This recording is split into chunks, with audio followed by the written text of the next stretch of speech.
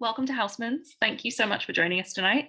For those of you who haven't been to the shop or one of our events before, we are one of the oldest and few remaining radical bookshops in the UK. We're based in King's Cross. We're currently open in store, and for online orders, we've taken the decision to keep all of our events online at the moment for your safety and ours.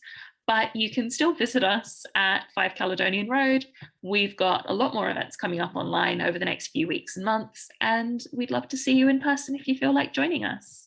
Obviously, one of the major benefits to running our events online is that we can be joined by speakers and audiences from outside of London. So that's particularly relevant for tonight's event. Thanks for everyone who's here who's bought a Solidarity ticket. It's so important to us that we keep our events as affordable and accessible as possible. And by doing that, you're helping us to keep the doors open and running these events for everyone. If you've ordered a copy of the book for tonight's talk, hopefully that should already be with you, but if it's not, it will be in the next few days. Tonight's event is a discussion about Welsh Plural, Essays on the Future of Wales, which was recently published by our friends at Repeater. We're joined tonight by some of the editors of the book and several of the contributors to talk about the experience of putting that together, their specific essays, and just generally discuss what this book might sort of mean and futures for Wales and beyond. So we're really grateful to everyone for joining us tonight.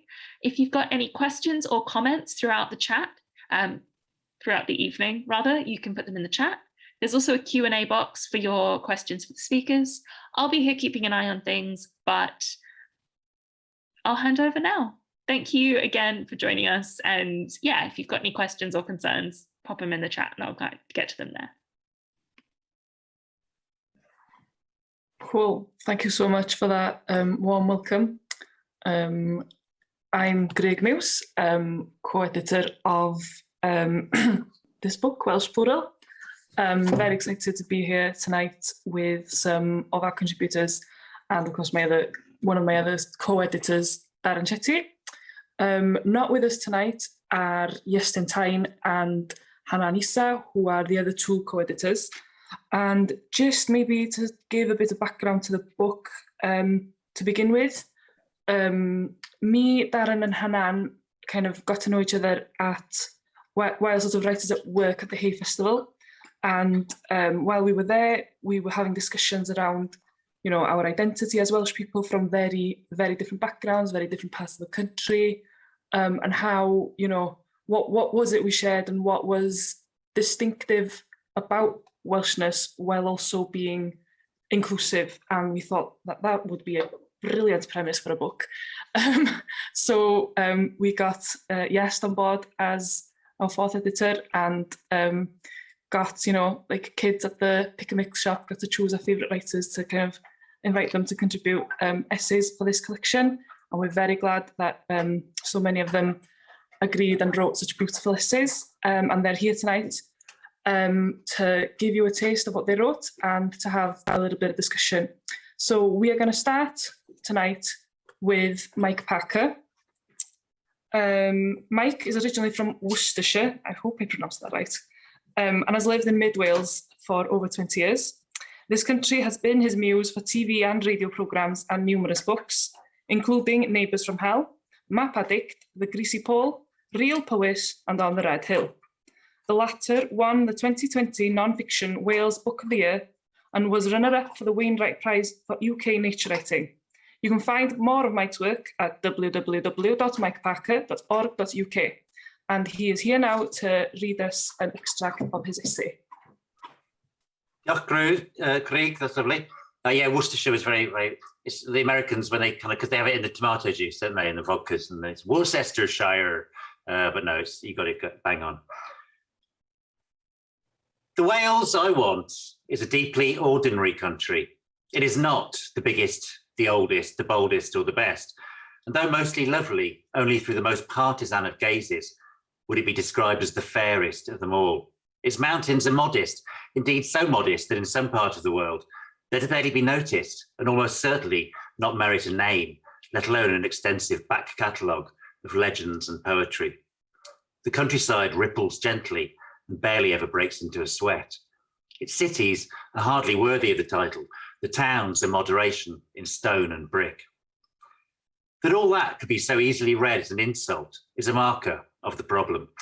At the beginning of the third decade of the 21st century, we are sozzled on size and rank and being rendered increasingly incontinent by our addiction. Big is better, stridency equals status. This is the UK way, and Wales will never be at peace until we junk it. A note first on terminology, for you see that I say the UK way, not the British way, and deliberately so. Britain is an inalienable fact of geography, an offshore island of Europe of great variety in its cultures and landscapes, and a great many shared characteristics too. The United Kingdom is a nation state, little more than 200 years old, 300 if you take Ireland out of the equation. Either way, it was a construct designed solely to power the industrial, colonial, and imperial ages, whose legacies poison us still. Muddying the distinction between Britain and the UK is a favourite shtick of those determined to preserve the innate inequality of the status quo. We do their work for them if we mix them up too. Still, we are told that Wales is inherently irretrievably poor and can only exist on the largesse of London. Rishi Sunak has been banging that drum as loudly as he can. On announcing the second furlough scheme in November 2020, he said that an undeniable truth of this crisis is we have only been able to provide this level of economic support because we are a United Kingdom. It's a chorus not restricted to the right. In the same week, former Swansea Labour MP Sian James said on Radio Cymru, "Mae rhaid fi ddweud ble byddwn ni wedi bod heb yr arian sydd wedi dod lawr o San Steffan."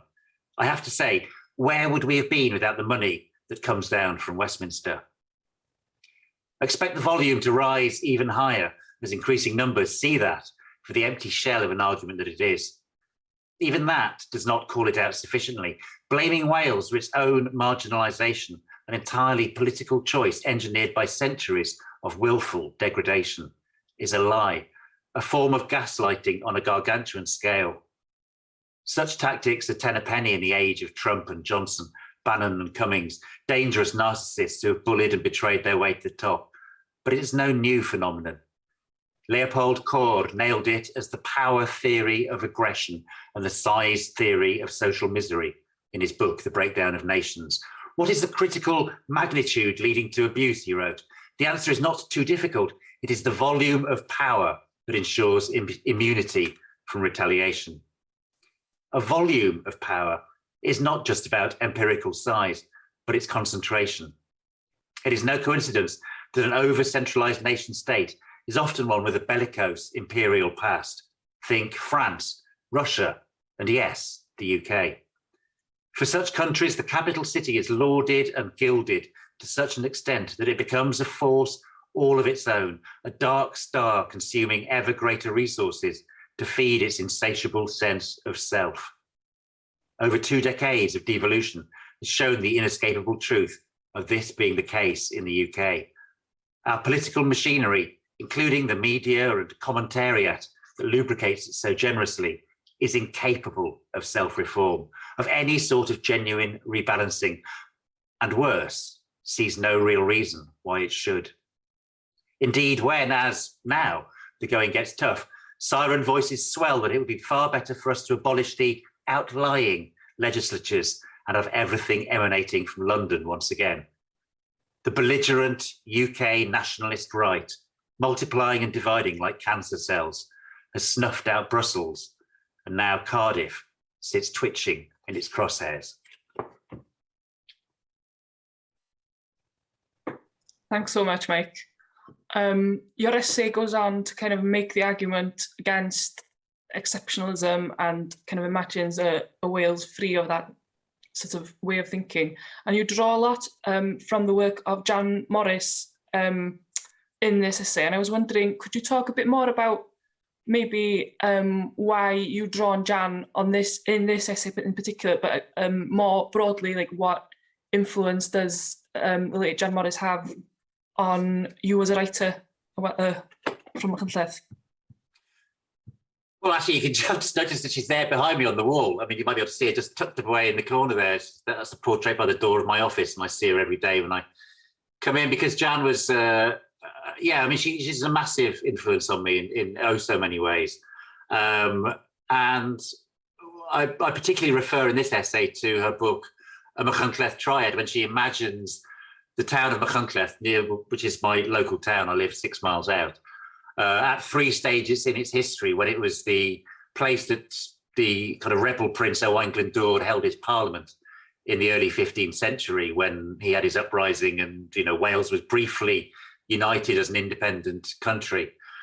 And then she writes about it, that's the past. She writes about it in the present when she wrote the book in the early 90s, and then imagines it in the future, sometime in the 21st century, as the sort of charmingly self-assured capital of an independent republic of Wales.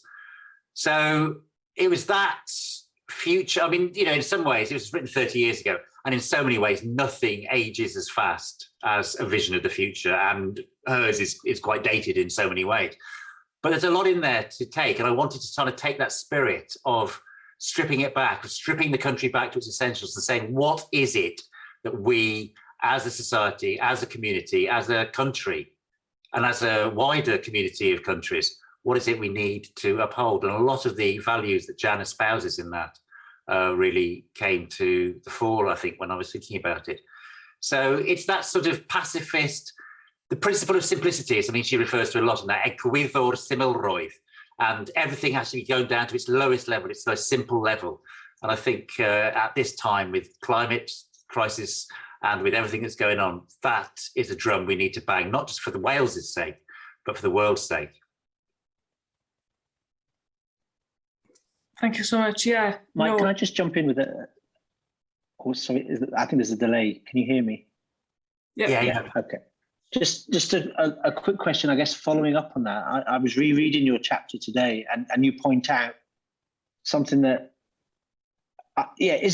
wasn't obvious to me the first time I read it, which is that, you know, in many countries, the capital is not the largest city. That it doesn't need to be this big, huge city that sort of eats everything up, but also that many countries are very happy sort of being medium. I mean, your chapter's called Medium Rare. I wondered if you could sort of identify countries that you think are doing this well, that Wales could look to in terms of not being worried about banging the drum of being world beaters, but are nevertheless, you know, sort of countries that its inhabitants like living in. Well, I mean, you look to all over the world, really, there are good examples of that. I mean, in Europe, you've got, I think there is a size element here. I mean, as I talk about in the essay, the bit that I just read there, this sort of imperial mindset, the, you know, the big, as you say, the dark star of the capital that consumes everything. And we're seeing where that leads in Ukraine at the moment. We're seeing that with the Russian mindset of, you know, Russia is not a country, it's an empire in itself. And that's underpinning so much of the trouble that we've got in Ukraine right now. I think, you know, you look at countries in Central and South America, Costa Rica, Panama, you know, there are problems in lots of them, Colombia, Ecuador. These are countries that have got a lot going for them and a lot of really interesting things happening. In Europe, places like some of the Scandinavian countries, the Baltic states, some of the old Yugoslavian states. I mean, you know, they emerged from terrible conflict, and yet they've really managed to, places like Slovenia have really managed to, you know, sort of put that well far behind them.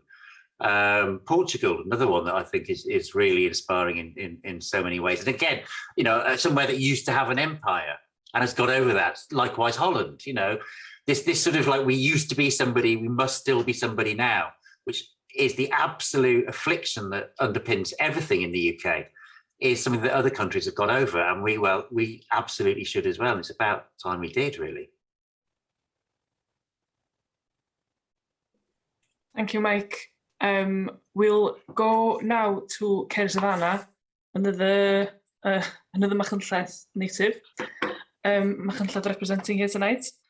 Cerys is a musician. She plays arrangements of Welsh folk tunes and songs alongside compositions on the triple harp and piano.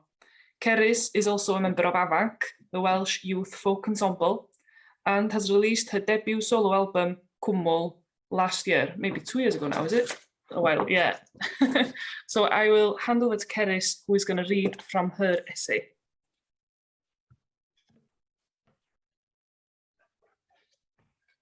I was thinking if I needed to like say something to give a bit of context, because I am aware that I come from quite a niche. But I might just plough on. I think it's enough to know that I play an instrument that's not played by many people, and it's only really played in Wales, and it's quite a fraught community around how people think it should be taken into the future. I was recently telling a friend from Singapore about some Welsh traditions, and I Googled Welsh Christmas traditions in case there was something I'd forgotten. I was very surprised that the first result was holly beating, a Boxing Day tradition involving young men beating the unprotected arms of women with branches of holly. In all my years spent with people who claim to be the true protectors and guardians of all things Welsh, this particular tradition had somehow slipped the net. Anyone who participates in Welsh traditional music is in some way constructing a narrative that suits their beliefs and interests. Traditionalists would have you believe that their version is the truest, the one that leaves the least out, and the one that truly understands the value of all things traditional. But it seems undeniable that not everything that's traditional is good. Tradition is a woolly concept. Almost any bold statement about what does and doesn't fall into that category can be disproved somehow. At the end of the day, borders and countries are constructs. Pure tradition is a myth. Nothing is ever pure, and the concept of purity, especially when relating to anything to do with nationality, should be given a wide berth. So what is it that makes some people feel they can define without any doubt what the tradition is? I think it all comes down to a feeling of ownership. We always say the great thing about folk music is that everyone owns it, but do we actually mean that? I've never felt any reason to question my own right to do whatever I like with Welsh folk music. I very much feel that the repository of folk songs, tunes and sensibilities known as the tradition is as much mine as anyone else's. But I'm well aware that I have certain privileges that have led to my claim to Welshness being questioned less than it is for others. I'm white, I have a Welsh first name, and I speak Welsh, although it would take a whole other essay to explore the complexities of Welsh language speaking and feeling ownership over the language. I'm not interested in creating a 10-point list of the things that make Welsh music or people truly Welsh. I understand the feeling that in order to protect something, it has to be clearly and solidly defined. It's a mentality that exists in most marginalised groups. If we refuse to define ourselves, then we risk disappearing completely. Ultimately, I think all this approach achieves is to divide people when they inevitably can't agree on what shouldn't be on that 10-point list. Boxing yourself in doesn't protect you. It's the infrastructure, education, media, housing and jobs that does the most in protecting the future of marginalised and minoritized groups, cultures, languages and traditions. There would be no such thing as folk music if it was only middle-class children who had access to the instruments and tuition that make it possible to participate in the first place. If the infrastructure is there, I think culture can be left to itself for people to enjoy, create and express themselves within. It's easy for me to laugh at some of the anecdotes mentioned in this piece, in which my identity or my actions have been questioned for their Welshness. A lot of the policing of identity, be it Welsh or otherwise, can seem funny in contexts where people are dressing up as druids and rap battling horse skulls. But what if any one of those experiences had led to me deciding to find somewhere else to express myself? If I'd seriously listened to any of the people telling me that what I do with Welsh folk music is destroying the tradition, I wouldn't be playing the triple harp today. And how many other people have been told that certain parts of them don't fit the image of Welshness, or that they're welcome as long as they suppress certain parts of themselves? How many voices have we lost in the name of defending the tradition, and was it worth it?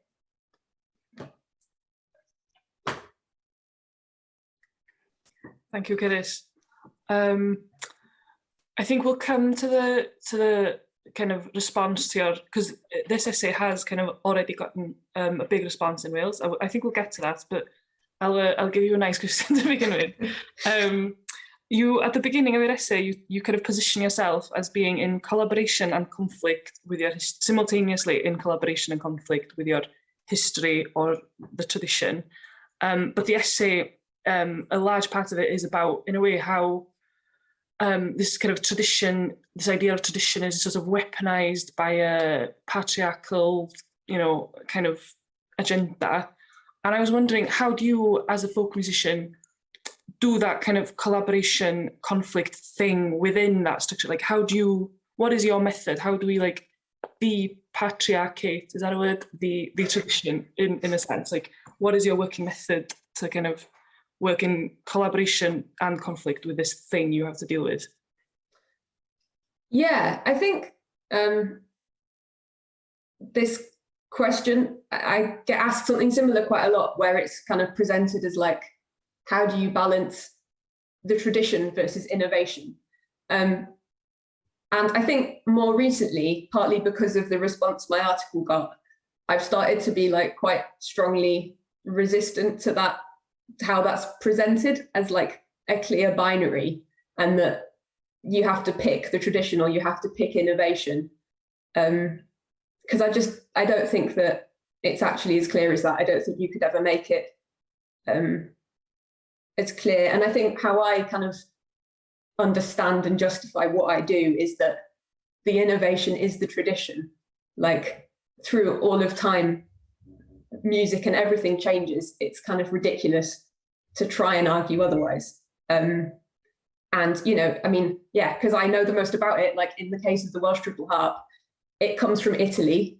That's part of its history. That's part of its tradition. It hasn't always been Welsh. It didn't sort of pop up out of the ground in the Big Bang on the bit of earth that would have been Wales and has existed there since then. It doesn't make any sense. And so I think that's how I see what I do. I just see it as a continuation of how people have always done it. Obviously, it sounds different because it's 2022. So our influences and our kind of musical languages are going to be completely different. But I feel justified in being creative with it, and in not seeing it as tradition versus innovation, because I think they're the same. They exist in the same world. I don't know if that answers your question very well. Oh, fab, thank you. I think Darren's going to ask you the hardball. No, well, I hope not. But I mean, I found your essay fascinating, Keris. And I mean, I know nothing about you know, the Welsh harp. I'm a big fan of music, and I'm a big fan of thinking about creative practices and the extent to which innovation necessarily is part of it before they sort of stagnate and become, you know, museum pieces, but disconnected from living culture.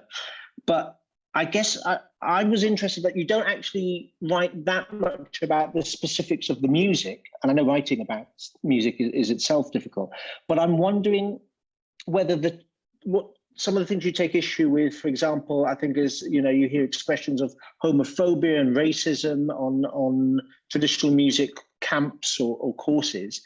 And I'm wondering whether that is separable from the music, or whether you see that somehow as being intrinsic with this notion of tradition, that there are these certain other elements that aren't about how notes are played or which notes are played when, but a sort of broader culture.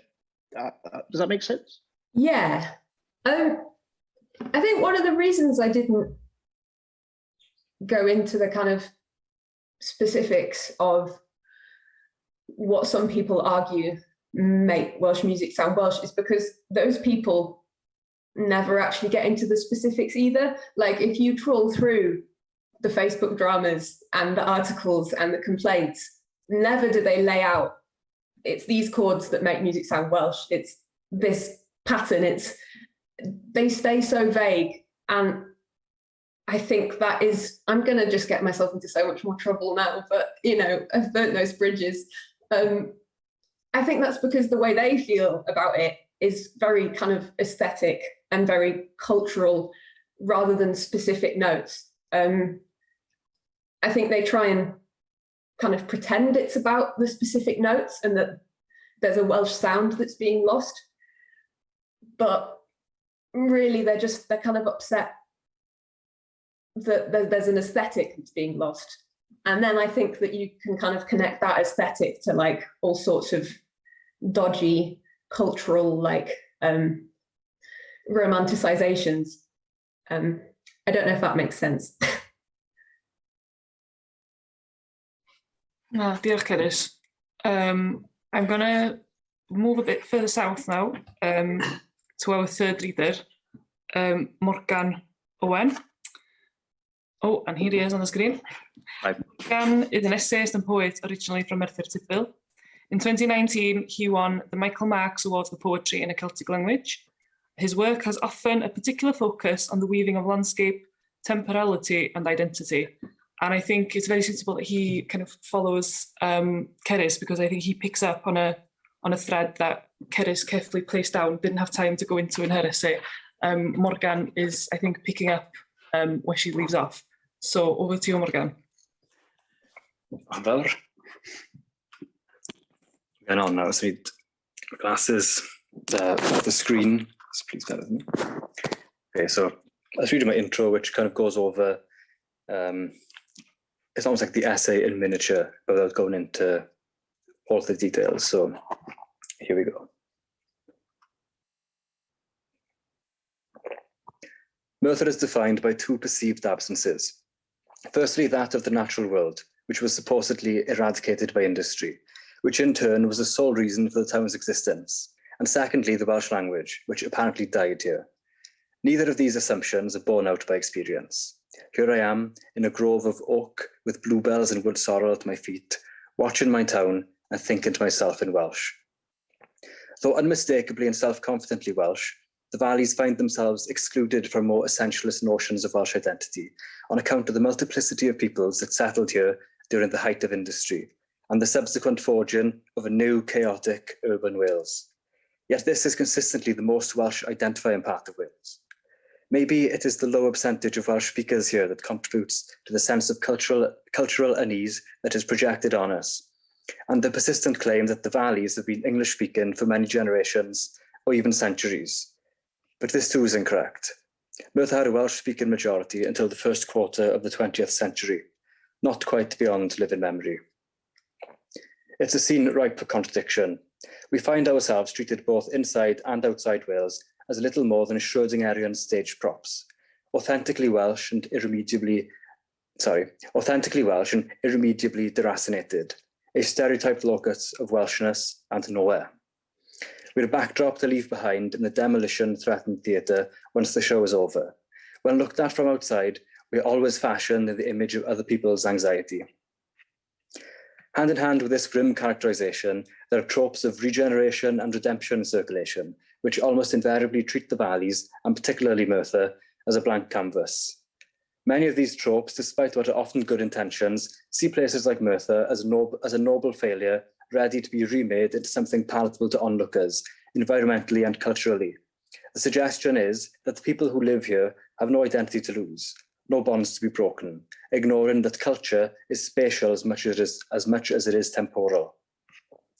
Alongside post-industrial decay, there is certainly a blooming as oak, birch, ash and hawthorn creep further across the now mostly sedentary mountainsides.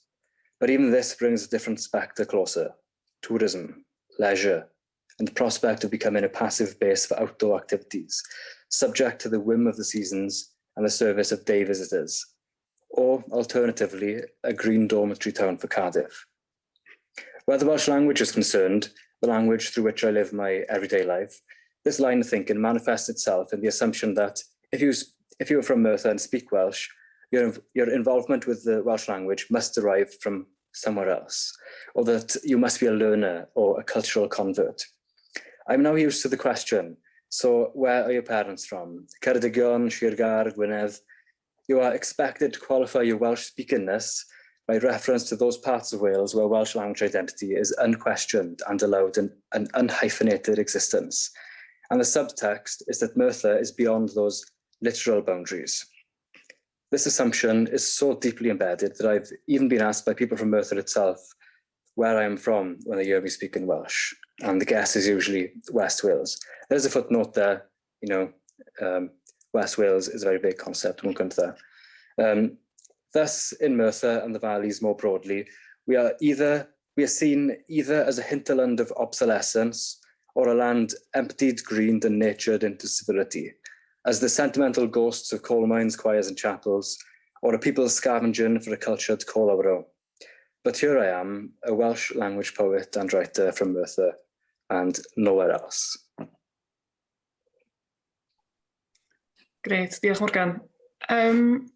I think I wanted to pick up on something that you discuss a lot further on in the essay, which is, I think, the intersection of class when it comes to the sort of cultural references or the sort of common references to Welsh what is seen as Welsh speaking culture or Welsh speaking, Welsh speaking culture, I guess. And would you mind talking a bit more about what you say about that in the essay, the kind of bring the class element in? Well, fundamentally, I think that the institutional or official, Welsh language culture, meaning that Welsh language culture you'll see on television, that you hear on the radio, the books you'll see, the things you'll see published, for the most part, except in independent stuff, it almost always reflects a very particular experience of Welsh language culture. It is the lived experience of some people. They're a very particular group of people, these people being not even just middle class, you're talking even upper middle class, and in a Welsh context, extremely upper middle class, the highest middle class. And when, say, you're from a working class background, or you aren't from an area which is conventionally seen as authentically Welsh speaking, outside of Rho Gymraeg, in other words, then you are confronted with cultural references, whether it's local histories, local characters, a very particular outlook on life, where people went on holidays, the things they watched on TV, literally who they related to. What I experience often when I meet other Welsh language speakers, especially if there's an audience, as it were, is they literally recite their lineages to each other. It's so weird because in other parts of Wales, I don't think that would feel like a normal thing to do. But the point being, this experience of Welshness represents the experience of a very small group of people who are really quite privileged compared to the rest of Wales. And when you don't share that background, your only way to engage with it is to, basically fake your way in, pretend I watched these programs, I went on holidays these places, my parents did all these things, when they didn't, what the fuck they're talking about, more or less. And then the other option is say nothing, become a piece of furniture, watch this act play out in front of you and just shut up. That's the option that's given you, basically. That was very ranty, sorry. No, fabulous. Yeah, important things to point out, I think. Darren, do you have a question? Firstly, Morgan, I'm reminded how much I enjoy listening to you talk. We met at Hay in 2019, and you taught me a lot about Welsh language culture, etc. I guess I'm interested in the fact that Welsh is often taken to be the sort of a language that's been spoken in rural communities as an everyday language of people getting on with work and their jobs. But your take is that your encounter, I think, partly at university, is about a sort of literary Welsh community that is relatively privileged and that you didn't feel part of. And to what extent that is about you coming from Merthyr then, rather than from, say, an agricultural community where Welsh is commonly spoken? Do you have thoughts on that? Well, when I went to university and became engaged with, I find myself a part of a Welsh-speaking community, as it were. Those people had more or less the same or very similar experiences of Welshness, which was geographically dependent. Again, Rho Gymraeg comes back into it. And but not only that, I feel that being from Merthyr, not having had those experiences, when people engaged with the fact that I was from Merthyr, they had nothing to go off in their mind, because Merthyr doesn't feature in Welsh language thought at all. It's just considered completely beyond the boundaries. The most common reaction would be, wow, people speak Welsh there, apparently. like that'd be a source of surprise. So yeah, I think the geographical fact being from Merthyr, because it's outside of those, very abbreviated ways of thinking, where everything is shorthand and everybody wants to know exactly, how you belong, where you're from, who you're related to, and that sort of mindset. Being from Merthyr was like being an exchange student, kind of like, oh yeah, this is Wales and Welsh language culture, it's so nice you were here to see it, and it was like being taught almost, like, oh yeah, this is what it means. So it was a strange experience. Thank you. Okay, it's me now to introduce you, Greg. This is a smooth changeover. So, and let me see if I can pronounce these Welsh words correctly. I am the one non-Welsh speaker on the panel. I'll do my best. I've had some coaching. Greg Muse is a poet and essayist from Dublin, Nantla. Her work has been translated into Greek, German, and Latgalian. Her second collection, Cynefin.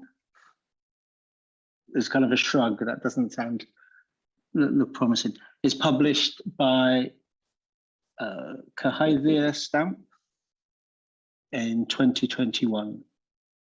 And Greg's going to read a short extract from her essay now. Cool. Thank you, Matt. That valiant effort. So my essay is called Datganoli Devolution. The Welsh word datganoli is a transitive verb. It is formed of the negative prefix dad and corresponds approximately with the English prefixes dis or un. It is followed by the verb canoli, which, according to Geiriadur Prifysgol Cymru, means to mediate, arbitrate, centralise, concentrate, focus, finish the middle portion of, etc. According to the same dictionary, datganoli refers to the moving of government or administration from a centralised location to a plurality of localised spaces. In English, to decentralise. Devolution, according to the Oxford English Dictionary, is a mass noun. It originates from the Latin devolvere, meaning to roll down. Its etymology suggests an image of something trickling down from a height. It contains traces of its Romance cousins, the Spanish verb devolver, meaning to return, to give back. It is used in two main senses. In politics, it refers to the transfer or delegation of power. In a biological sense, it refers to a disintegration, a return to a more primitive condition. Dirywiad. I am in a cafe called Yr Orsaf in September 2020 in the village of Penygroes, Dyffryn Nanlle. I sit at a table by the window. Across the street is the deli, the old pharmacy, and through the gap between them peeps the sweep of Crib Nanlle. The recent heavy rain has split the mountain like a kintsugi teacup, overflowing streams visible as white seams marking the fissures in the rock face. I order coffee, black, no sugar, and a piece of cherry bakewell, and put on my headphones. I am sitting in a community-run cafe and centre, housed in an old hardware store, which was once upon a time a pub and a train station, hence the name Yr Orsaf, meaning station. Dyffryn Nanlle is a post-industrial valley. Penygroes, population 1,700, is the urban centre of the 22-ish villages and hamlets that form the community. In the summer of 2020, Northwood Hygiene, one of the biggest local employers, announced that it would be closing its factory, leading to the loss of 94 jobs. In Penygroes itself, in the period roughly since devolution in 1997, all but one of its surgeries have closed. The library's hours greatly reduced. The post office is gone, as is the garage, the bank, both butchers, and several other small businesses. I make the comparison in timescale with devolution, not to suggest causality, but simply because I am of the devolution generation. The span of devolution is the span of my memory. A short timeline of Welsh devolution would probably go as follows. In 1979, a referendum over devolution was held by the Labour government, and the devolution campaign lost, gaining less than 21% support. The second referendum, held 18 years later under a new Labour government, returned a different result. Yes, exclamation point, Ie dros Gymru, with 50.3% of the vote. In 1999, the powers of the Welsh Office were transferred to a newly minted Welsh National Assembly, and the project of self-governance began. If the 1979 referendum led to defeat, it also led to a huge artistic output in the form of Welsh language poetry, music, and visual art. From the poetry of Iwan Llwyd to the paintings of Iwan Bala, the despair and anger and soul-searching is well documented. The response to success has been different, and if any Welsh art form seems to have responded, it's the music scene. Gweld y Llun, the 2001 album by Untitled, contains a rambling 7-minute and 20-second long melodic essay on Welsh devolution. It's titled 6th of the 5th, 99, the date of the first Assembly election. It is a bitter, hopeful, bewildering stream of consciousness which runs the gamut between grievance-based nationalism, language anxiety, self-loathing, and finally, a spiteful hopefulness. Formed in 1991, Anweledig were a band from Blaenau Ffestiniog, another post-industrial, mostly Welsh-speaking Slate Valley, similar in many ways to Dyffryn Nanlle. The song opens bitterly and seems to refer back to the previous disappointment and disillusionment at the 79 referendum and no vote. The song questions the meaning of collective memory and history. Then enters the brass section, brash and showy. Who is the collective? What do they remember? The Brit Nats and the Nashies, rural and urban, immigrant, emigrant, respectable, establishment, the outcast, the persecuted, the language, always the language, one nation, 2 languages.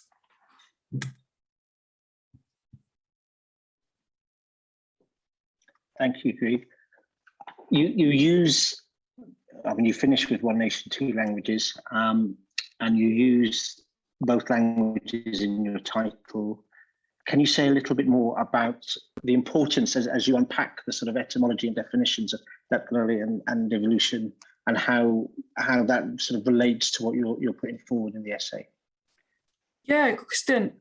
So I think for me, I found, the word datganoli and the word devolve suggest different things, that, that there's this old kind of thing about translation, nothing translates perfectly. Mountain and mynydd are not the same words, even though they're used in a similar way often. But, when a bilingual person thinks of the word mynydd, thinks of the word mountain, they usually think of different things. And this is true of how we kind of experience language. But specifically, the words datganoli and devolve in Welsh, datganoli, it's very sort of, the image is very clear. It's take from the centre, bring out. And the meaning is sort of obscured, I feel, in the English. It's English counterpart, devolve, we don't say volve in English. It's not a clear image in the same way as the Welsh word. And I think that, can affect how then we think about the process of devolution in both languages and what we expect from devolution, what we hoped, what our hope of it is. And I found it interesting that one sort of centralizes this image of things moving from the center, while the other one is a very close, can easily also mean disintegration as well as some power moving from the center. And in the essay, I try and ask the question: what has devolution meant for communities all over Wales? I focus on sort of my community, that's at your feet, which is on the other side of the country, and would have been an area that probably voted for devolution, is an area where independence movements are quite strong, but an area that might question whether the people living there might question, how much attention Cardiff, or what difference maybe, moving power from London to Cardiff actually means. But also, communities in Cardiff are as, in many ways, as far removed from that centre of power as, it's not just geographical distance. There's other, I think we've mentioned some of them tonight, like the distance in class, the difference in race, a very white institution, neighbouring one of the most multicultural, well, has been sort of planted upon one of the most multicultural areas of Wales. Also now, and an area that's not really, I think, benefited that much of having the Assembly as it was, or the Senedd now as its neighbour. So, which one is it? Is it that's going to is it devolve out? Where are we going, and what different meanings are there to this process that we've been on for the last 20 odd years? And I'm wondering, and what we'll probably talk about independence in our more general round, but the extent to which people advocating for independence are using devolution as it is, as something that offers promise, as in independence will bring more of this, or whether devolution has been positioned as a problem, as in something that is so unsatisfactory that independence is the necessary alternative. Do you have a sense of that? I would say that the independence movement makes clear, or makes the argument about the limitations of devolution. That it's a tricky one to say. Has devolution? Look at devolution. It's been amazing. Don't you want more of this? Because lots of people along the political spectrum and lots of people with different experiences in Wales would disagree with that. I mean, you can easily make the argument that devolution's been great, but you can easily, make the argument that it's been a disappointment, or that it's been, not as great a success as people had hoped, or people had high expectations. Those expectations weren't met. So the story around, devolution is a complicated one, I think. But you can it's much simpler to make the argument that around the limitations of devolution, and that, especially around taxation and around policing and around justice, making the argument that devolution as it is unsatisfactory. But the discussion in Wales around the constitutional future is not as polarised as it is in other countries of the UK. Scotland being the clear example, where there are two main camps and not many people in the middle, whereas in Wales there are three main camps, and most people are still solidly in that middle, who are in favour of devolution, who are possibly indie curious but are not committed independentistas, and maybe do have alliance to the idea of, I think, Britishness, maybe in the sense that Mike talks about it rather than the UK, but also people who have an alliance to the UK. So it is complicated, and devolution is not a clear-cut kind of story. The story of devolution, I would say, is not a clear-cut story, and it's not a story we've, as I kind of point out in the essay, I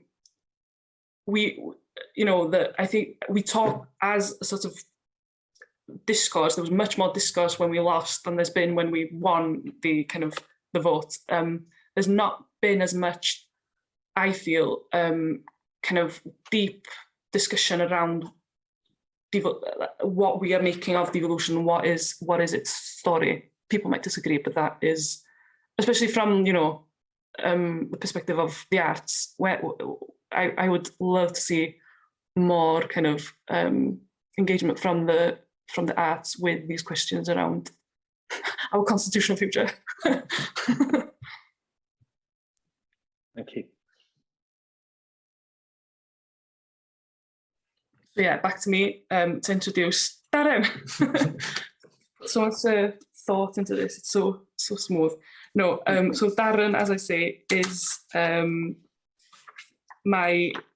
of the team of four that put together this book. He has worked in education for 25 years. He's a contributor to the best-selling book, The Good Immigrant, edited by Nikesh Shukla. Darren co-authored with Jeffrey Boake, What is Masculinity? Why Does It Matter? And Other Big Questions.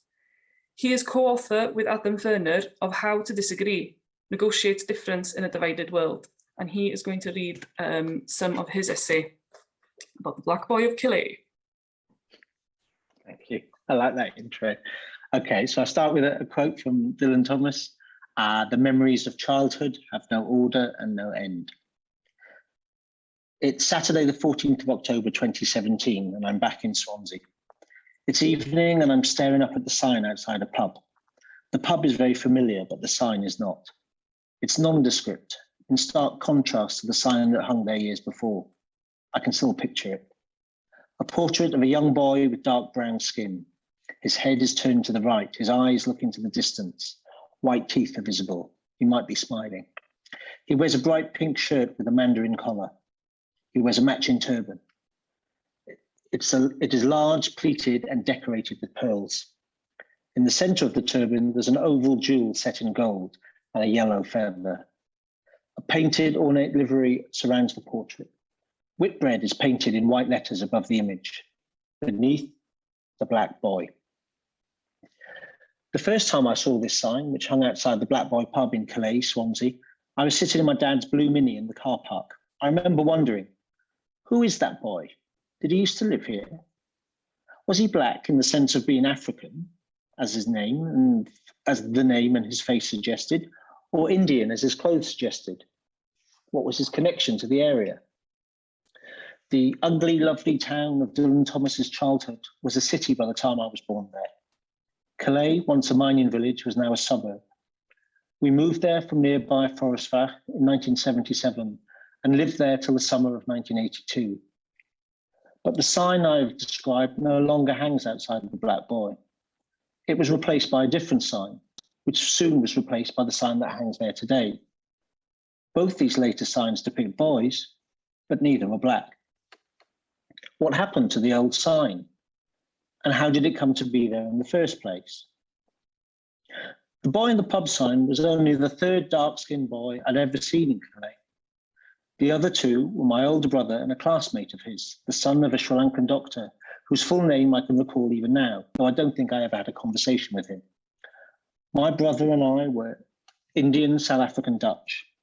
The only person in the known history of my family to be born in Wales, I grew up with a definite sense of being Welsh, bolstered by my love of sport and early aspirations to be a footballer and play for Swansea City and Wales.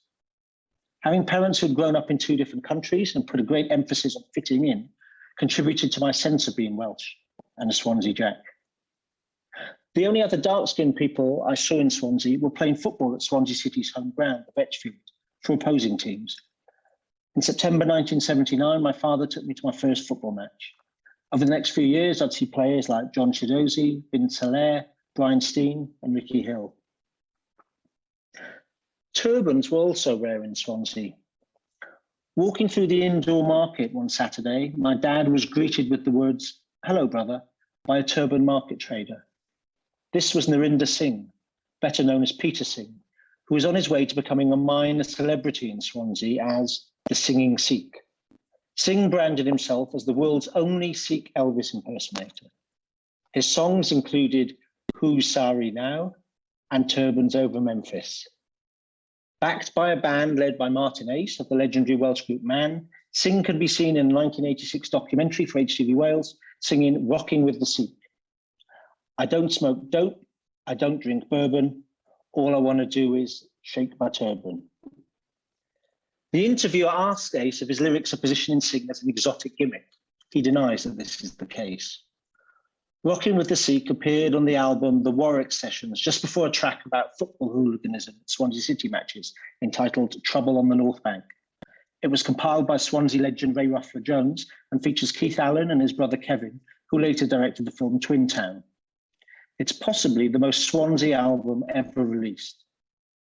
Perhaps Singh's most well-known song was Bindi Baji Boogie, brackets Poppadom Rock.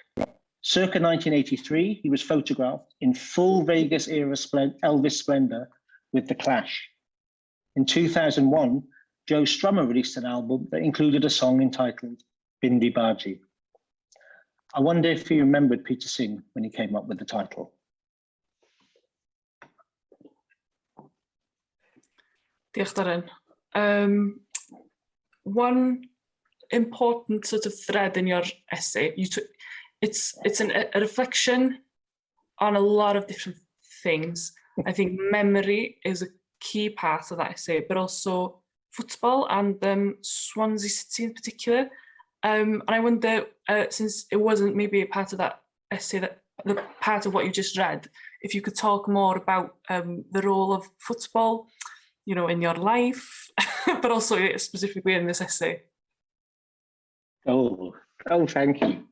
And we don't have that much time, Darren, so. Okay, I'll keep it brief. So, yeah, I mean, I went to see my first Swansea match when I was 6, and it was just, it was from then on, I was absolutely a committed Swansea City fan. And even though we moved out of Wales, I stayed supporting the Swans and going to as many matches as I could, whether they were away games locally, or when I was a student, or when I didn't have a lot of money, or coming back to Swansea for games and for a weekend.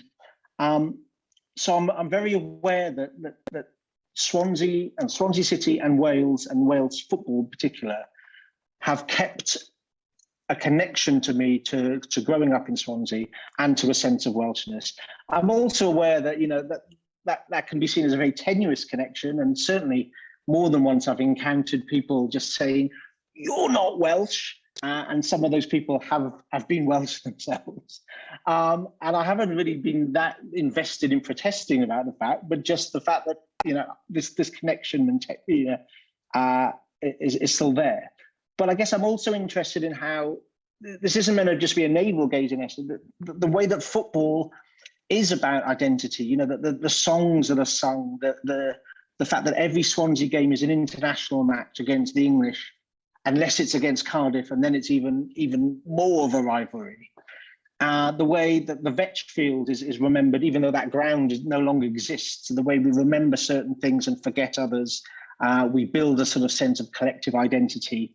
And it's the only time you get 20,000 people singing songs together, on a fortnightly basis. So all those things really interest me.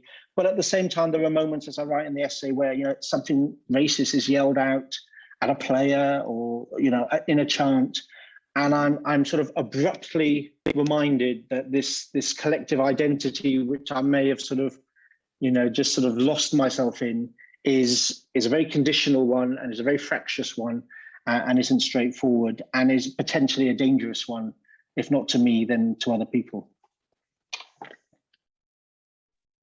Cool, thank you, Darren. Interesting to kind of pick up your answer there, kind of reminded me a lot of what Cerys was talking about the tradition. I think we're gonna have a few kind of general discussion questions, and then pick up on some questions that have come in from people watching at home. So if you do have, you've heard all the essays now, you can put your question in the Q&A box, and we'll get to them. But first, should we start with some general questions, Darren? Do you have a question to start us off for the group? Yeah, well, why not? Let's start with the question that's posed by Alice Roberts in the chat. So she says, I wanted to ask, what role do you see schooling and education having in all of your topics, especially with the new Welsh curriculum going through such a change at the moment? What do you feel a new curriculum or schooling could offer for some of the dilemmas you will discuss? Is there anyone who wants to have a go at that one? I'm happy to start. Okay. The question on the Welsh curriculum is a big one, because I think we all have our pet issues that we'd like to have, given more time in the curriculum, and there's only so many hours in a school day. In relation to my essay, I think that political education in Wales is at the moment not sufficient and is desperately needed. And at the same time, I think there is, outside the curriculum, I would point to the fact that in Wales now you can vote at 16 and 17, and that to me seems something going in the right direction in terms of broadening political education. Because if you're in school, or if you're still in education and you're able to vote, then I feel that there's a much stronger imperative there for there to be a kind of robust political education to go with that sort of new right. And so I'm sort of hopeful that change, we are going in that direction, that surely but slowly we are broadening both kind of opportunities to participate. Again, I'd point to, they experimented with early voting in some communities in South Wales where there's low turnout this year. They've expanded voting rights to qualifying foreign citizens. So, thousands upon thousands of people who've lived here for decades are now allowed to vote without in Welsh and local elections. While we see in Westminster they're introducing sort of regressive voter ID laws. So there's two directions there in terms of rights, but I think without education to go with those rights, then they won't make that much of a difference. Sorry, I've hijacked that question to go on my own rant about voting rights, but I'll hand over to anyone else who wants to pick up there. It's probably the one. Sorry. I'll go on, Morgan.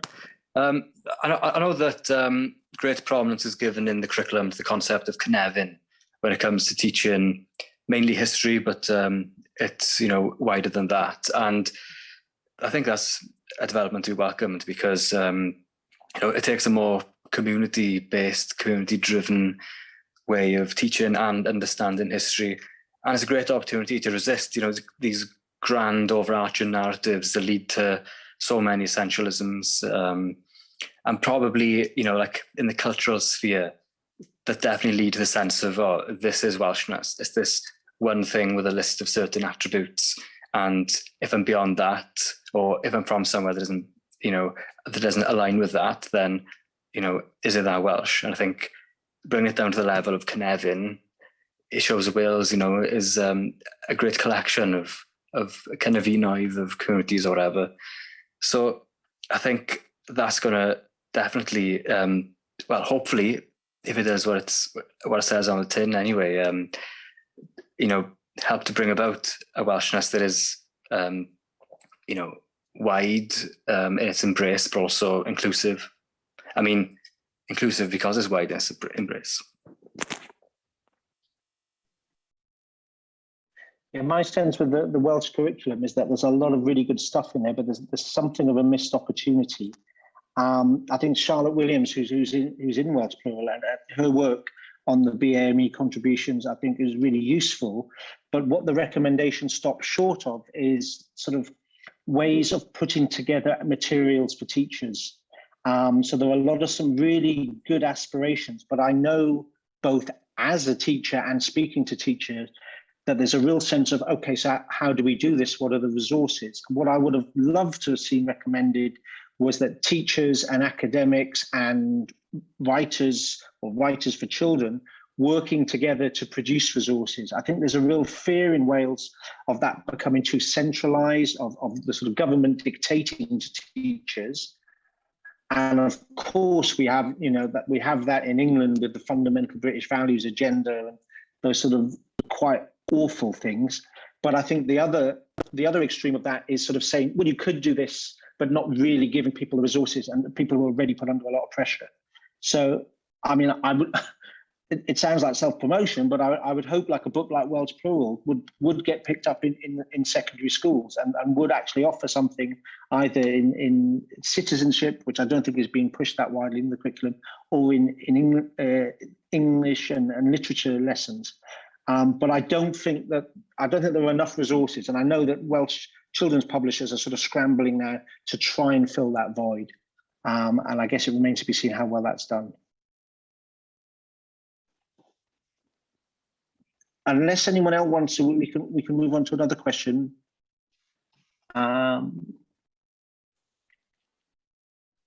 Okay, so let's talk about the elections recently, and Wales has now got rid of its last Tory council, if I'm correct. I think it was Monmouthshire. We've seen Sinn Féin win in Northern Ireland. There were renewed calls for Scottish independence, and it doesn't seem just like a dream now for those advocating it that the UK may be fracturing. Can I ask the panelists whether this is good for Wales? And given that we are being hosted by Housemans, let me also put in a question about whether this is good for the working class, and whether, you know, one of those sort of, I guess, arguments against Welsh independence has come from a certain leftist position of saying class should be more important than a sort of national identity. Mike, do you want to kick us off on that? Some thoughts? Yeah, sure. I think we've got to, I mean, as I sort of read in the bit that I did for my essay, I mean, I've studied this for very, very many long years in things that I've written. And it is, I always felt like 10 years ago, I felt like I was writing about the UK as a kind of construct of the imperial and colonial and industrial ages, and they were all at an end, and therefore the raison d'etre of the nation state that we were in was also probably at an end. And I kind of felt I was in danger of overstating it, if I'm honest. But I think that all that's happened in the last decade has kind of proved that that was true, because we don't seem, within the current structures that we have within the system of Westminster and Whitehall and, you know, the Lords and the City of London and this whole package of little lumps of rock around the globe with the Union Jack on them, where all the filthiest money on earth is laundered, all that kind of stuff, that is unamendable as it stands. It's not, it cannot be tinkered with around the edges. We just can't do it the way things are. So we therefore have to kind of think of a way of what comes next, you know? And something has to come next because it's giving. I mean, as he said, you know, I mean, Grieg wrote a piece in the Guardian, I think, on the weekend about last week's elections, and you feel that the tectonic plates are moving in all kinds of different directions in all the constituent parts of the UK. Now, my sort of more romantic side goes, oh yeah, well, you know, Wales can work out a kind of, you know, there isn't such a class. I'm not denying that there is class consciousness and class problems in Wales. God knows it's absolutely riven, but it is not riven in the same way that English politics is and English society, and you know, it's a different beast. So, you know, what I want to see really is, the UK has to go, and I think what we can do in Wales, what I want to see happen in Wales, and what these sort of events are, and this sort of book is all about, is what are we going to design to replace that? And, you know, not as a replica of somebody else's system, as a smaller me too of anybody else, but what is inherently Welsh, you know, and included within that is a much less class-based sense of you know, it is a greater egalitarianism is inherent to the Welsh way of being. It absolutely is, for all its problems. It is, you know, I've spent 30 years in England, 20 years in Wales, and, you know, I feel like I've kind of developed enough to see the differences. I can feel it the minute I cross over and go see my dad in Worcestershire. It ain't very far away. You know, it's only 2 hours away. And yet it's such a different atmosphere. And I think in the last 2 years, the pandemic and the way that the border suddenly became much more of a thing. I mean, Grieg wrote in a piece in the Guardian about, you know, it was sealed, if you like, almost for the first time in like hundreds of years, and we you know, it sort of surprised us all really that what all that meant. So, you know, I think in terms of it being, I don't think we should be afraid of it. You know, I often have this argument with other English people in Wales, you know, people on the left who kind of say, oh, you know, I don't like borders, man, I don't like borders. That's great. That's a fantastic thing to say when you come from an untrammeled majority culture, when the world looks like you, because you don't even notice inherent within that your privilege. You do not notice the power that you hold, even as somebody on the left, you know. And I've had this argument with so many people, you know, so we have to redesign what we have. It isn't working. And it's not working for England as much as it's not working for well, it's working for a very small proportion of England, you know. Those that already have are getting loads more of it, but not for the rest of us. So, you know, I think it's really important for us all to try and work harder and talk about what kind of society we want to be. What can we be? Where are we? You know, and accepting our our middleness is what I'm kind of banging on the drum for here, accepting that we're not striding the world and neither should we want to be. Those days are gone, and thank God for that, really. I'll jump in with a little follow-up. You mentioned it's not working for England as well, and clearly that's not our main concern with the book. But I am wondering where, you know, if the other nations in the UK do go their own way, where does it leave the English working class? In your view, Mike, do you think that something fundamentally will shift in England? Would that be the case? I don't know. I mean, that's I mean, you know, that's the sort of one of the things about, you know, people say, oh, you can't leave, you can't abandon us because, you know, Wales and Scotland, though not anymore. I mean, Scotland used to be as reliable a source of Labour MPs as is Wales still. Of course, that isn't the case anymore. And so people on the left in England would say, I mean, I think it's true to say that had there been only an English Parliament electing its own government, there would only have been Labour governments, the three Blair ones, and 1966 and 1945. I think are the only 5 occasions on which there would have been a majority Labour government in England alone. But that doesn't mean you just have to stop trying there. I mean, the left have to work hard to promote. You know, there is there is a wonderful radical tradition in England, a wonderful radical tradition that of you know, going right back to kind of Wat Tyler and the Levellers, and you know, it's there in the absolute grit and soil of everything that is about England. And what we've got to try and do, all of us, is give people that sense. You know, again, it goes back to the previous question about education, and the education system all over needs to improve. So I think it's not abandoning.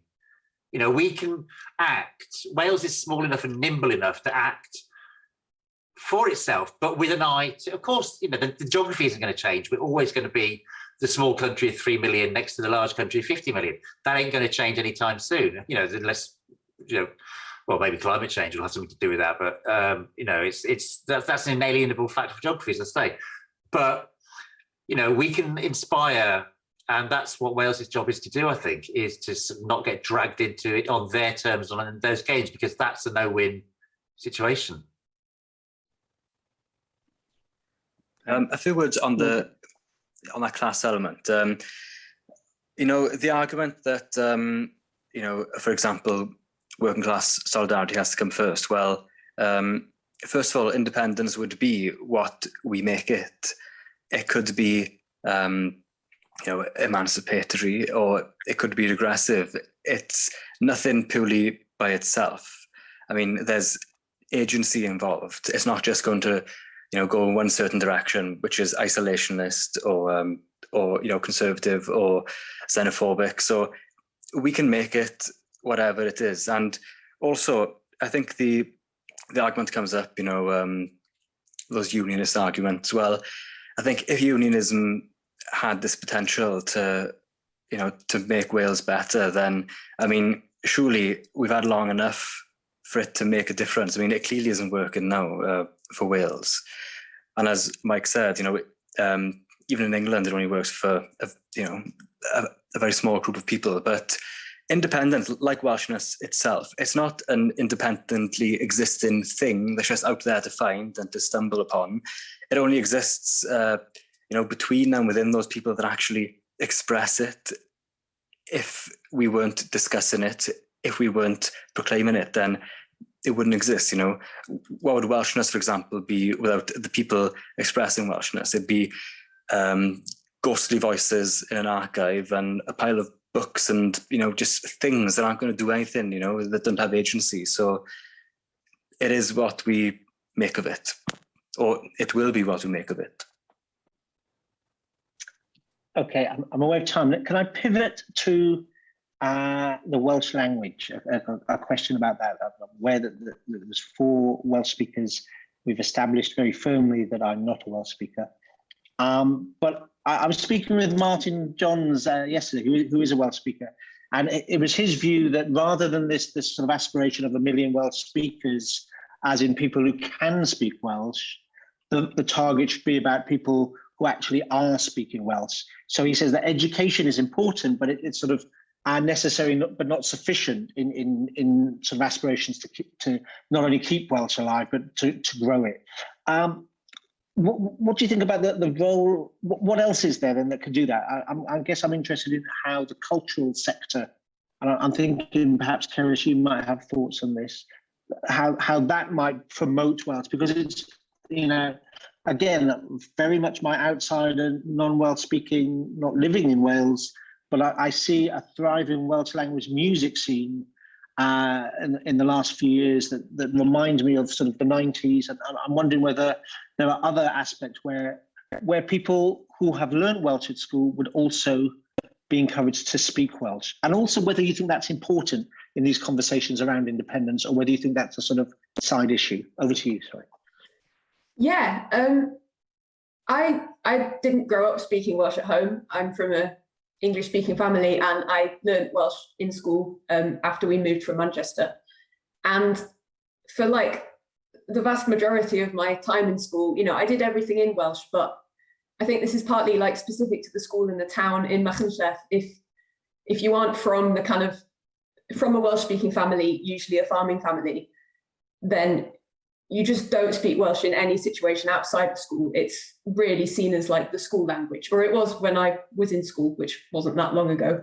And one of the things I'm most grateful for to have been kind of thrown into the folk music world is that it gave me a reason to speak Welsh outside of school that I wouldn't have had otherwise. And I think it also kind of bolstered my Welsh identity a bit.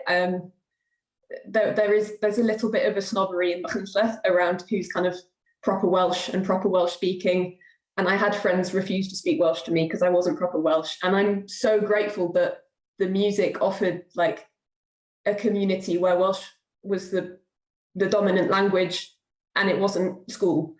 I think that was just so important, and that makes all the difference. And that's why I speak Welsh now and why I use it creatively. Because I think if it hadn't been for the music, I wouldn't have had as many reasons to.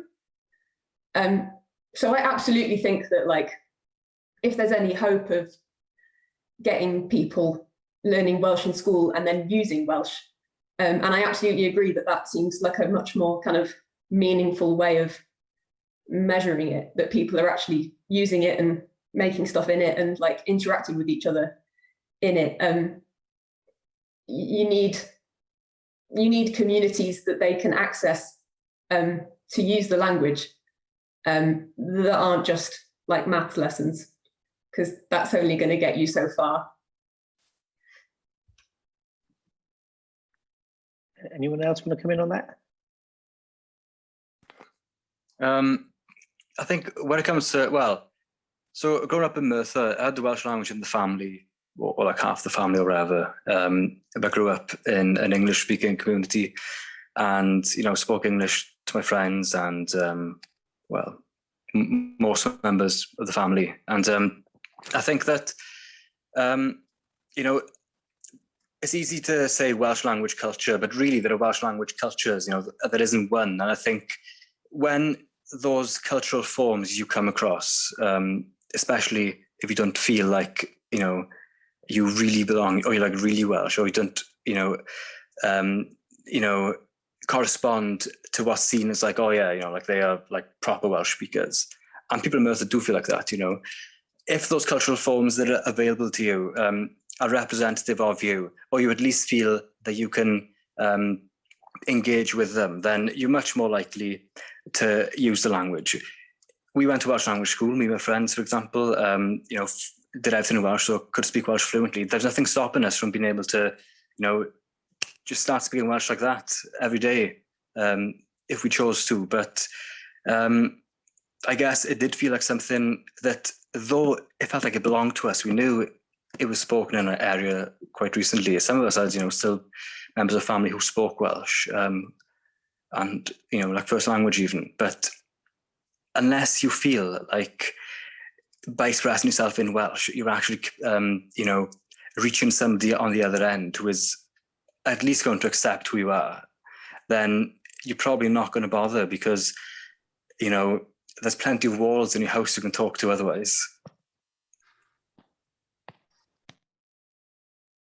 Can I say something? Sure. Yeah, just I've spent long years kind of slightly browbeating people into, you really should.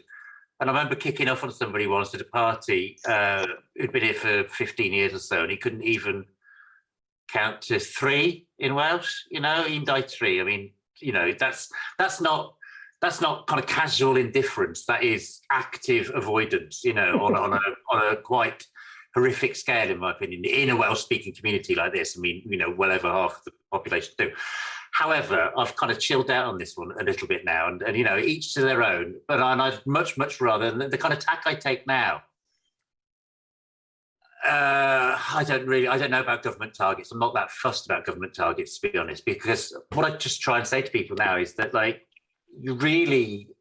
the version of Wales, if you can get some of the language under your belt, enough of the language to listen to the radio, to go and see things, to engage with music. The music scene is phenomenal at the moment in Welsh. It's absolutely phenomenal. And it's a language of its own. You don't have to have a word of Welsh to enjoy it. But so this is the tack I use now, is just the version of Wales in Welsh is so much more full and interesting and textured and layered than one that you'll get only speaking English, particularly actually in the world of news and current affairs. I mean, I did a piece for a magazine recently where I just took a random day and monitored the output on BBC Wales in Welsh and S4C and BBC Wales in English, at the same day, the same news stories, but my God, the difference was extraordinary. And, the stuff in English was parochial and small-minded and chippy, and the stuff in Welsh was kind of expansionist and internationalist. It was the same stories on the same day, and yet the whole attitude. So that's what I say to people, is the version of Wales you can have by having enough Welsh under your belt is just loads deeper and more interesting and more textured. And that is kind of, more carrot, less stick, really. That's I suppose what I'm saying. Yeah, I might add on there that I'm also kind of ambivalent when it comes to targets. What I am more worried about is that getting access to mental health support in your native language is almost impossible. That there are no GPs that speak Welsh in communities where 90% of the population speak Welsh, where children under 7 and the elderly will struggle to kind of communicate their health needs in a second language, where, care for the elderly, especially, when you're likely to kind of lose your second language ability, is often not available in Welsh.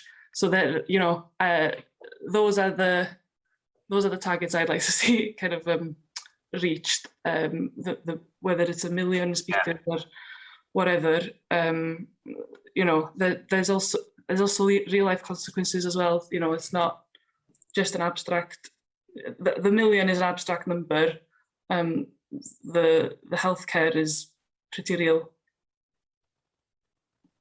Yeah. Thank you. We have reached the end of our time. There are many more questions we could ask. I'm hoping that the audience are disappointed rather than relieved to find we're at the end, but please, if you haven't, do consider checking out the book. It's not going to make us rich, but we do think we put a lot of time into it. We do think it's something really worth reading, and we hope that if you do read it, you will agree as well. I'm going to hand back to Housemans. I just want to say thank you very much to the panelists and to Greg for hosting with me. Diolch yn fawr, and back to you. Thank you all so much for joining us tonight. That was a really incredible conversation. Welsh Plural is currently in stock at Housemans. If you'd like to come by and pick up a copy, it's been selling really well and it's just been so popular. So you probably want to hurry and do that fairly quickly, although we will definitely be getting more stock soon. Thank you to everyone who's joined us this evening, and I hope you have a lovely night. We will be putting the recording of this up on our YouTube at some point, not too far in the future, so you can catch up or share it with people who weren't here this evening. And in the meantime, hopefully we'll see you on Cali Road.